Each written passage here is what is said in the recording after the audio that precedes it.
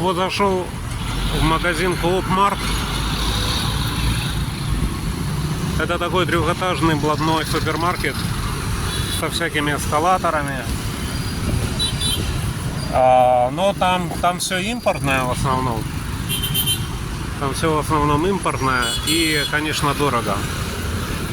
Ну, вещи качественные, но я хочу тут что-то типа футболки типа Вьетнам, что-то такое местное, а тут в основном бренды. По-моему, я в Коop-марте отоваривался в Цюрихе, Швейцарии. По-моему, там тоже это сеть магазинов. Сейчас надо дорогу перейти и где-нибудь курнуть в тенечке.